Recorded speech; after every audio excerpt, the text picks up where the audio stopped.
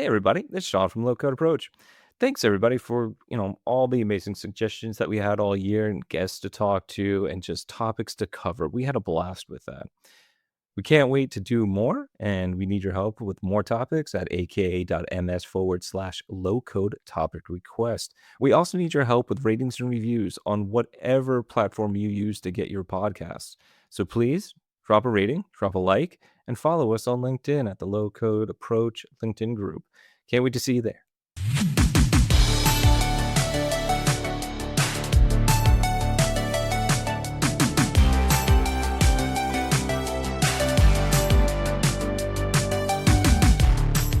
Hey everybody, welcome to a new episode of the Low Code Approach. I'm Shawn Feeney, a Senior Product Marketing Manager on the Power Platform team. Now, usually we have two other hosts on the show, Ken and Wendy. You're familiar with them. But considering the topic that we're going to talk about today, earlier in the week, I asked Ken and Wendy to start putting together a list of questions, and they got so excited and started compiling everything together. I haven't heard from them since. So I think they just got too excited about this overall topic. But in lieu of that, I am joined by your typical security PM, General Pinchal. I'm joined with even two more important people in the world of security. Can you believe that, Shawn? No, I cannot. More than me? I'm joined with my beloved boss lady and boss man, Mihaela, Blendea, and Shawn Nandi. How are you guys? I'm doing great. Thank you for welcoming back and excited to share many, I would say, updates on the security land here at our platform. Ooh, security land. Awesome. So it's the middle of winter and it's cold, but this is the hottest topic, security. And so over at Ignite, Shawn, you and Ryan Jones did an absolutely fantastic presentation on managed platform. That's not the official name of it, but just what does that mean and what's inclusive of managed platform and one pillar in particular we want to focus on. But if you can just give us an idea, like what is managed security and how did that come about? Absolutely. So first of all, happy to be here. Thanks for having me. Managed security came about from customer conversations. It began at the beginning when we looked at what we were hearing from customers about their questions about how they can secure their assets on the Power Platform. And the reason we get a lot of these questions is because if you look at the cybersecurity landscape, it's changing dramatically and it's changing very quickly. I encourage people to look at Microsoft's threat intelligence report from 2024. There were a staggering 600 million cyber attacks every single day on our customers and their infrastructure. And so given that background, it's natural that a lot of customers have questions about how they can best secure their assets on the platform, how they can protect from both external threats and internal threats on the platform. And so to answer those questions, we took a step back, and this really started a couple of years ago, where we started investing heavily in new security controls to make it possible to secure assets on the platform. And that evolved to what we know today as managed security. Mihaela, so we had you on the podcast before, right? And we talked a little bit about this thing that maybe wasn't officially named at the time, but it's the security hub or security page within PPAC. And it was in its infancy back then, but it got a glow up and Shawn showed it off at Ignite and it rocks. Can you give us an idea of like back from April, May of last year to November of last year to even now, what's happened? What's gone on in that security hub spot? Yeah, it was just a baby for sure. Like I think we're still struggling. Do we call it security page, security hub? What is security? What is it? I would say that today a security hub page, I think we call it a page, but for all intents and purposes, it all brings all security related capabilities together. So we can consider it a hub for security for sure. It is a crucial part, I would say, of the managed security package and our managed security story. It has improved tools, it has automation, provides visibility and guidance for administrators. It went GA so we announced GA at Ignite together with, this new framework or how we're talking about all the security capabilities.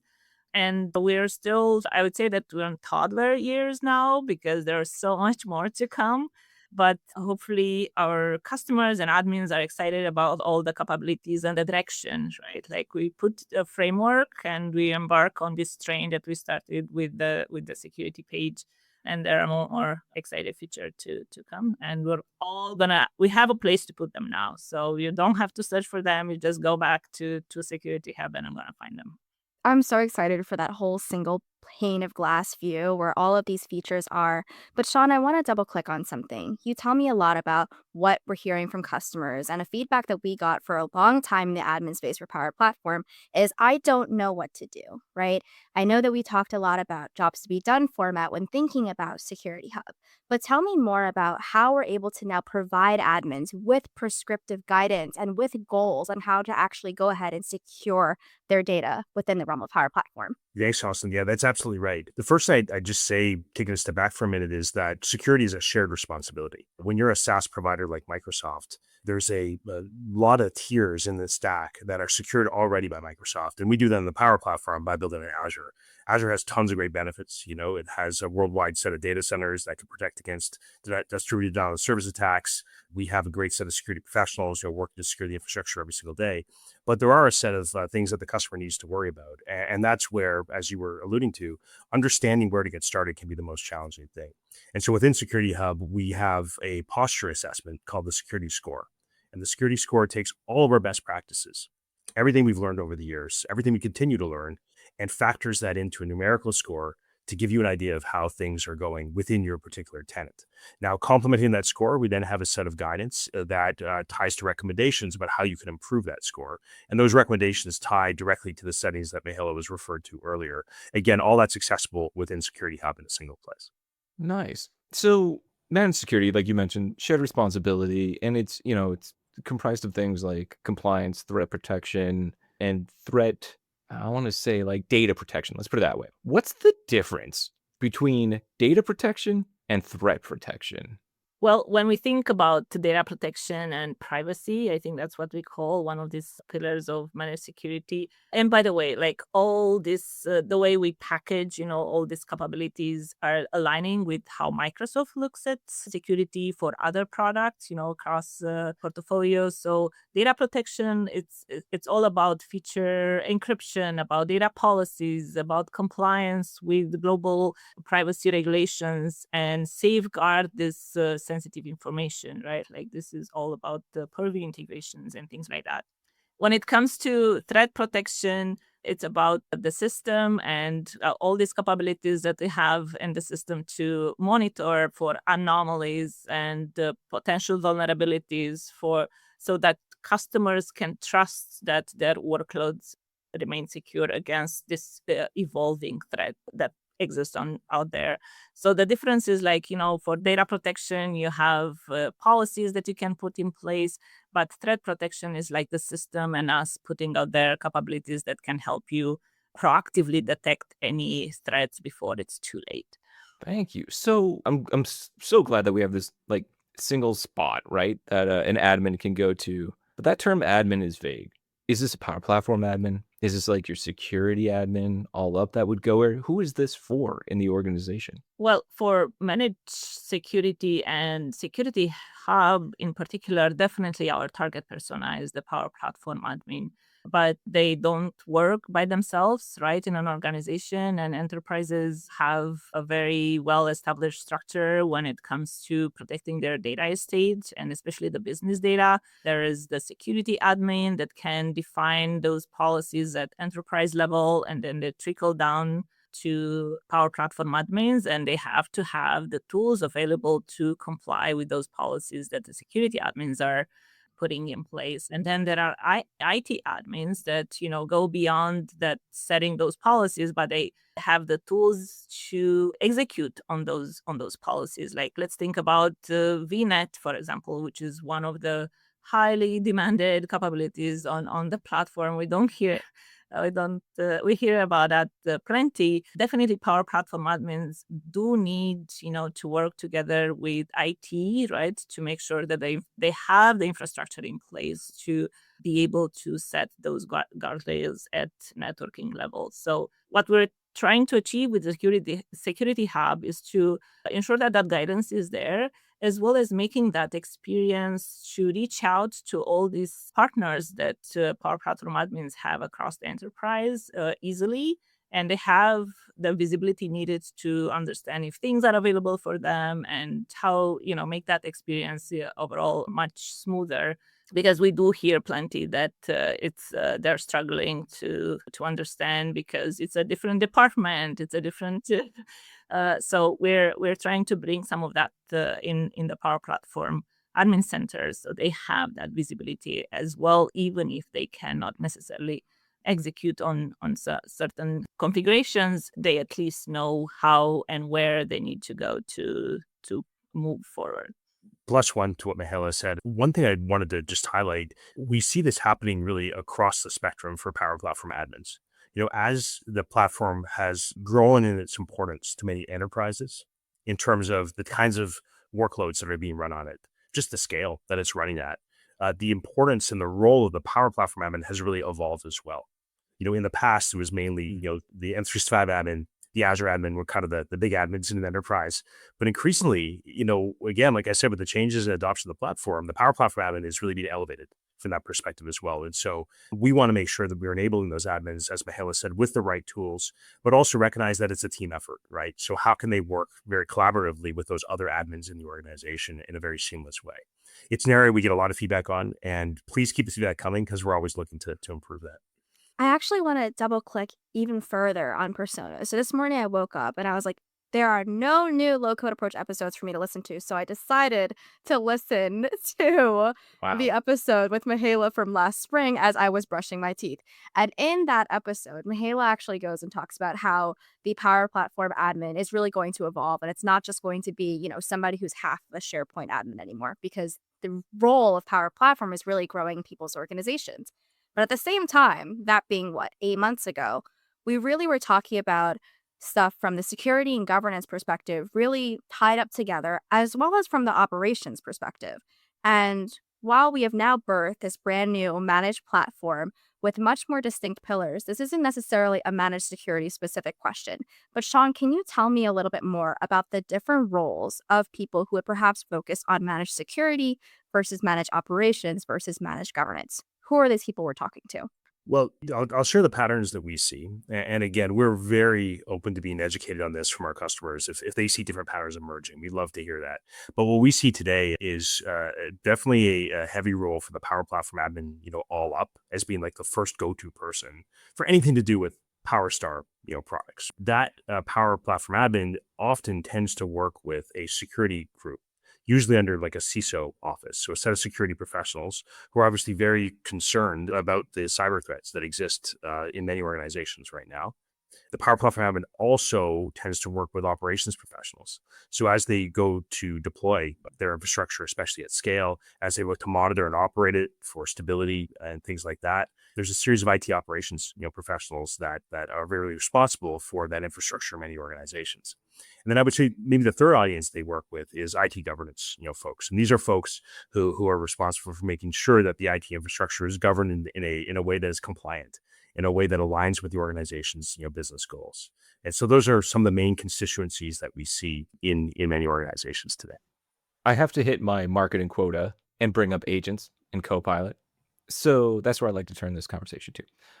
Been in a lot of calls lately talking about what are security and governance controls for agents and organizations that are rolling out agents, right? And that's always a huge concern. It's almost like you would say foundational to having a successful rollout.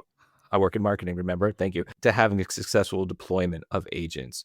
How does Security Hub and the security features that are rolling out in Power Platform or already exist or on the roadmap, how do they help organizations get ahead with those deployments so they can feel more safe and confident and secure in what they're doing with their agent rollout? Mihaela. Yes. So I would say that many of the features that we put out there for the Security Hub and in Managed Security package altogether, they're applicable across the platform for all types of resources, including agents. So think about Logbox in the compliance bucket. It is applicable across the board, including for agents. Or we're working now with Purview team, right, to enable lots of the capabilities that Purview enables, both from auditing perspective, like we've done plenty, and we're continuing to improve those audit events. So the threat detection aspects that we talked about earlier, right? We can meet that mission, and they're applicable across the board, right? If we talk about having compliance labels, right, applicable to connectors, like irrespective of where those connectors are going to be used, including in agent scenarios, they're going to show up, and we admins can establish policies using those labels. We've done plenty. We have features that are applicable across the board, but we also have capabilities that are targeting especially agents such as authentication, for example. Makers have available controls to make that who can authenticate to their agents the decision based on the business case for the agent that they are building. We're trying to bring some of that, like in this case, is more like shifting right. We're bringing those controls to the admin center as well, so admins can control those at scale, such that and the maker can follow through with complying with those decisions. So we've done plenty. There's still a lot of more things to do, and we're working on all those aspects to enable both admins and makers, right? We talked about this shared responsibilities to build safe agents across all these scenarios that exist out there. Let me bring that a step higher, because I do think a lot of our audience on this podcast is very technical, and I think that some of the features you called out are really awesome capabilities. But I want to talk about this now from a C something O perspective. Manager Shawn, one boss man to another boss man. I want you to convince me. I am hesitant about adopting agents within the realm of Power Platform. I am not convinced that Power Platform perhaps is as secure as it needs to be. From our perspective here as the PMs driving it, we think it is. And we think it is, though, if you take the steps necessary. So what would you, Manager Shawn, tell another C something O as they begin their agent adoption story from the realm of Power Platform about what they need to do to feel confident about leveraging AI? Yeah, Shawn, please write my marketing copy for me right now. I was going to turn this back to, show the other Shawn here. Yeah, it's a great question. It's one we face a lot, obviously, from customers these days. When we go in and do demos about how great autonomous agents are, and it's incredible value they can deliver to organizations. These are the first questions that we get. So, how can I do this securely? And there's a few points that we raise that are good to keep in mind. One is that, remember, this entire investment we're making in agents on the Power Platform didn't come from zero. Like, it came from a long history of a low-code, platform that we had incubated for years, and we've refined for years, with feedback from customers, very stringent customers, I should add, from the biggest financial institutions of the world, right, are adopting this, and they've really pushed us on our core capabilities in the platform. And so we're not starting from scratch, right? That's the first thing I think to keep in mind is there's a track record, there's a history, there's a team behind this that, has taken this feedback and has learned from it over the years. And we've invested all of that into building a secure, resilient, reliable, scalable platform for hosting these enterprises, these enterprise agents. So that's the first thing I think to keep in mind in these conversations. This is not like a new thing in many ways. At the same time, there are unique threats being kind of presented in the market by these new scenarios, and so we're always having to adapt and learn and innovate kind of based on the platform that we built. In that vein, double clicking on a few things. One of the first things to keep in mind is that data security is paramount, right, when it comes to these new agents. The biggest question we get is, is this agent going to take all the data from my organization, like exfiltrate it publicly? No. Right online. The answer is no. Super clear. That's the fundamental thing. And Microsoft has lots of great documentation online, which I won't go into too much detail on, but it's available for you to reference if you're having this conversation with your execs. That is really foundational to our design, right? If we can't guarantee security of your data, like we shouldn't be in this business. And so we really focused on that from the start when we architected our agent platform to make sure that all of the security controls, the data access controls, were respected. right? When data is accessed by these agents. That's really, really foundational. I can go into more detail. We could do this whole conversation here, but that really extends, right? As we extend to other data sources, if you look at our connector security model, like all those things are now taken to a place and are leveraged by this new agent infrastructure. And all those things are things that we built up again over years of building Power Apps and Power Automate flows and so forth. Another thing that has come to the forefront, and Mihaela alluded a little bit to this, is fine. Let's say that you've built all this stuff. That's great. How do I monitor to make sure that there isn't some kind of nefarious behavior happening, right, with my agents? How do I know what's going on, with this new interaction model with computing? And so we've heavily partnered with the Purview team, who's built a lot of great resources around monitoring agent behavior in enterprises.